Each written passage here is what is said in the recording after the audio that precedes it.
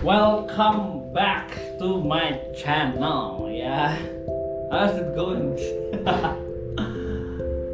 Hai, gue mau bahas di video kali ini soal hitungan bagi saham ya. Jadi sampai hari ini, padahal gue udah bikin video-video soal profit share, kerjasama bagi sahamnya berapa, tapi masih banyak yang nge-DM, yang WA, yang komen di YouTube channel soal ini bagi saham, masih belum nangkap gitu. Kalau 3 orang gimana, kalau 2 orang gimana, kalau yang punya tempat gimana, kalau yang dia nggak punya modal bagaimana gitu ya. Ya udah deh, gue bikin videonya ulang, tapi gue akan kasih contoh real ya. Oke, jadi bagi saham tuh begini.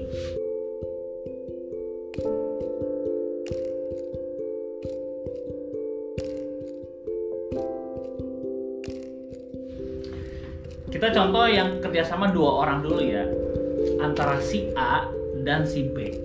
Ya, 2 orang dulu nih, A dan B. A dan B mau buka usaha, mau bikin bisnis kopi nih, mau bikin kedai kopi. Si A punya uang, si B punya uang. Ya, sama-sama punya uang. Ini case pertama nih. Si A punya duit, setelah dihitung modalnya, ternyata modalnya 50 juta. Si A punya duit 25 juta, si B punya duit 25 juta. Sahamnya berapa masing-masing? Sahamnya adalah 50-50. Ini contoh yang sederhana, harusnya kalian ngerti ya. 50-50 sahamnya. Jadi kalau punya saham yang 50-50, kalau si A sama si B sama-sama kerja di kedai kopinya, si A dan si B dapat salary, basic salary, sama-sama digaji dua-duanya, ya. Karena sama-sama terlibat secara struktur di dalam sebuah manajemen kedai kopi. Tapi kalau misalkan si A, si B, si A yang sibuk operasional, si B-nya kerja di kantoran, gitu kan, ada kasus begitu ya, kerja di kantoran, dia tidak terlibat dalam kedai kopinya, yang terlibat cuma si A doang. Sahamnya berapa, Uncle? Sahamnya tetap, pokoknya intinya saham itu, kepemilikan saham tidak berubah. Lalu yang membedakan apa dong antara si A dan si B? Si B kan nggak kerja di sini, si A doang yang sibuk, yang capek, yang banting tulang, yang ketemu orang capek babak belur operasional. Si A dapat basic salary, gaji, ya, entah itu gaji, entah itu uang operasional, apapun itu dia harus digaji. Tapi secara saham sama, 50-50. Hasil usaha di akhir bulan dapat keuntungan bersih, misalkan keuntungan dari usaha selama 1 bulan ada 10 juta. Berapa dividennya? Bagi sahamnya berapa nih? 50-50 kan? Ya udah, berarti si A dapat 5 juta, si B dapat 5 juta. Kok sama, Uncle? Kan nggak, kerjanya lebih capek si A. Kan si A udah dapat gaji, salary. Itu udah dalam cost sebuah kedai kopi. Udah dibuat costnya gitu, labor costnya masuk, seperti halnya barista yang sibuk di operasional. Jadi mudah-mudahan teman-teman nangkep ya, contoh sederhana nih ya, simple. Kita nggak usah lebih dari 2 orang dulu. Ini contoh kedua, contoh kasusnya si A sama si B juga 2 orang ya, biar kita gampang deh gitu. Nanti 3 orang gue bikin lagi contohnya. Si A dan si B ya, si A nya punya modal, si B nya nggak punya modal, tapi mau joinan gitu ya. Si A nya punya modal, si B nya nggak punya modal, tapi B punya waktu, dia bisa ngurusin kedai kopinya. Si A nggak punya waktu, dia sibuk kerja. Terus sahamnya berapa, Uncle? Nah ya gitu ya, si A itu 100% duit dari dia, tapi dia nggak punya waktu. Si B nggak punya duit, ya tapi dia punya waktu, jadi dia yang ngerjain lah si B. Terus berapa dong sahamnya? Sahamnya operasionalnya si B yang ngurusin semuanya. Nah, langsung dibagi aja, si B mau berapa, si A tetap 100% uangnya, Tapi si B diberikan saham kosong, ya.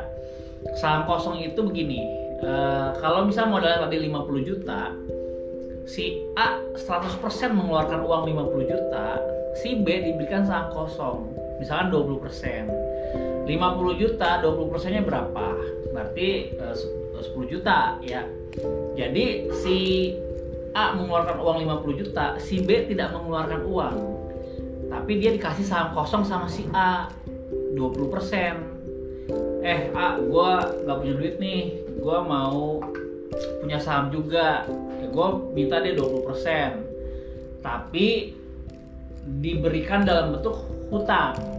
Jadi di pembukuan, dalam pembukuan modalnya, si A mengeluarkan 40 juta, 40 juta, si B mengeluarkan 10 juta, tapi uangnya dari si A.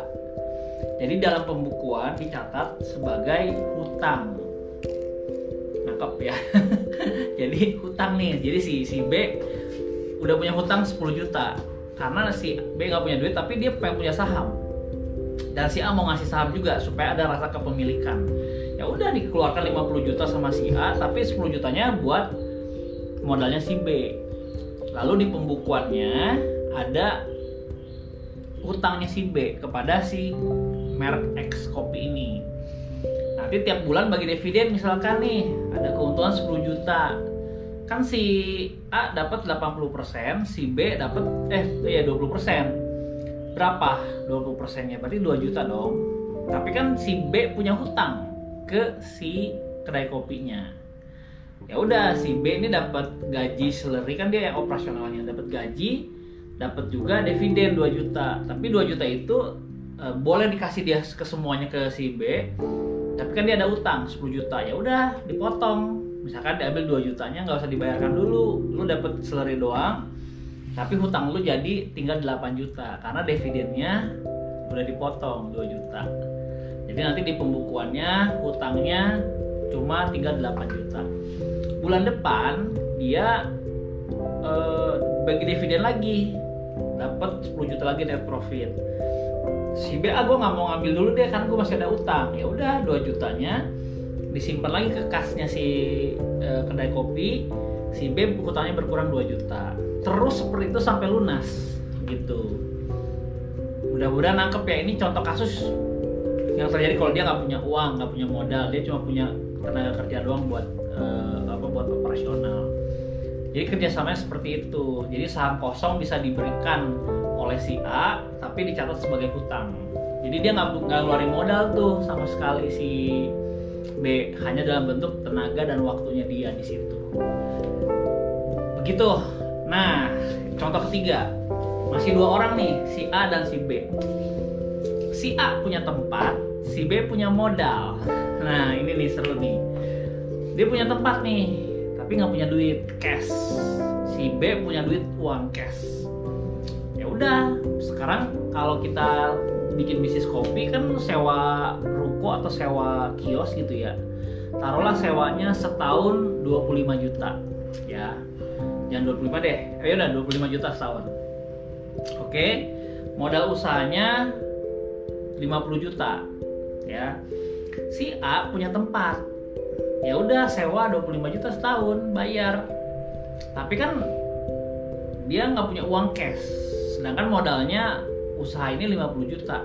Nah, udah si B mengeluarkan uang 25 juta, si A mengeluarkan uang dalam bentuk sewa 1 tahun sebesar 25 juta. Sewa rukonya atau sewa kiosnya 25 juta per tahun. Tapi secara teknis kan dia nggak ngeluarin uang, tapi dia ngasih tempat setahun itu boleh gitu, boleh nggak perlu bayar sewa setahun. Jadi 25 juta dia mengeluarkan uang dalam bentuk 1 tahun kontrak sewanya. Berarti kekumpul 50 juta secara hitungan bisnis modalnya ya. Tapi dalam bentuk cash 25 juta. Nah, kepemilikan sahamnya sebesar 50-50. Si A yang punya tempat 50%, si B sama 50% gitu. Terus tahun kedua baru si A dapat bayaran sewa dari si kedai kopinya 25 juta per tahun. Terus sahamnya masih sama 50%. Jadi udah di tahun kedua si yang punya tempat udah dapat 25 juta tuh dibayar sama si kedai kopinya. Tapi nggak ngeganggu cash flow, boleh per bulan, boleh per tahun, silahkan, itu teknis doang. Tapi pada intinya tahun kedua sewa ruko 25 juta per tahun itu sudah masuk ke biaya kos. Tapi tahun pertama kan enggak, tapi sebagai modal utama aja. Mudah-mudahan nangkep teman-teman ya. Yang punya tempat jadi punya saham. Sahamnya bertambah gak Uncle tahun kedua? Enggak, tetap 50-50 gitu. Enak dong yang punya tempat. Ya emang enak, yang punya tempat selalu menang, amin. Tapi kan lu kalau misalnya nggak ada tempat di situ, either di tempat lain pun lu akan keluar uang kan, sewa. Kenapa nggak ya ke dia aja udah, ke temen lu gitu. Ya, ini contoh ketiga tuh ya, si yang punya tempat dan punya duit gitu. Terus tahun keempat, kelima, keenam tetap bayar sewa aja udah per 25 juta per tahun gitu. Jadi si A itu memang dapat dividen 50%, 50-50 plus sewa tempat. Kalau si B ya udah dapat dividen dan dapat gaji karena dia operasional gitu. Jadi si A ini tuh silent investor, dia nggak ngapa-ngapain, nggak, ya udah diem aja deh pokoknya. Enak banget Uncle, ya emang begitu kerjasamanya.